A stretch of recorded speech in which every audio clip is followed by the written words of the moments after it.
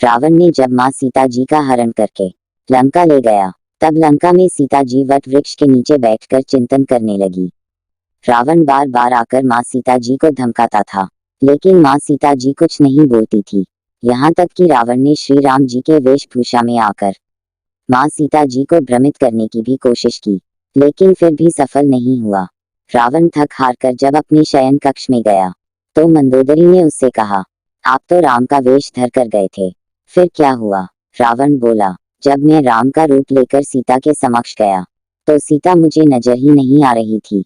रावण अपनी समस्त ताकत लगा चुका था, लेकिन जिस जगत जननी माँ को आज तक कोई नहीं समझ सका, उन्हें रावण भी कैसे समझ पाता। रावण एक बार फिर आया और बोला, मैं तुमसे सीधे सीधे संवाद करता हूँ, लेकिन तुम कैसी नारी हो कि मेरे आते ही घास का तिनका उठाकर उसे ही घूर घूर कर देखने लगती हो। क्या घास का तिनका तुम्हें राम से भी ज्यादा प्यारा है? रावण के इस प्रश्न को सुनकर माँ सीता जी बिल्कुल चुप हो गई और उनकी आंखों से आंसुओं की धार बह पड़ी।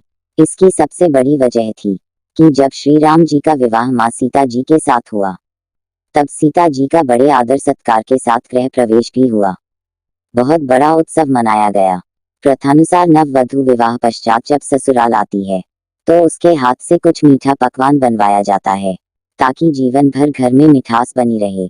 इसलिए माँ सीता जी ने उस दिन अपने हाथों से घर पर खीर बनाई और समस्त परिवार राजा दशरथ एवं तीनों रानियों सहित चारों भाइयों और ऋषि संत भी भोजन पर आमंत्रित थे। माँ सीता ने सभी को खीर परोसना शुरू किया और भोजन शुरू होने ही वाला था कि जोर से एक हवा का झोंका आया। सीता जी बड़े गौर से सब देख रही थी।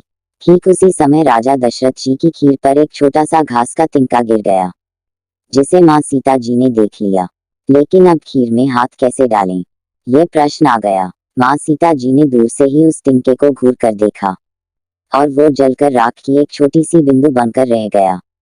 सीता जी ने सोचा, अच्छा हुआ किसी ने नहीं देखा, लेकिन राजा दशरथ माँ सीता जी के इस चमत्कार को देख रहे थे। फिर भी दशरथ जी चुप रहे और अपने कक्ष पहुंचकर माँ सीता जी को बुलवाया।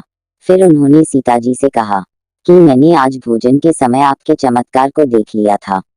आप साक्षात जगत जननी स्वरूपा हैं, लेकिन एक बात आप मेरी जरूर याद रखना, आपने जिस नजर से आज उस तिनके को देखा था, उस नजर से आप अपने शत्रु को कभी मत देखना।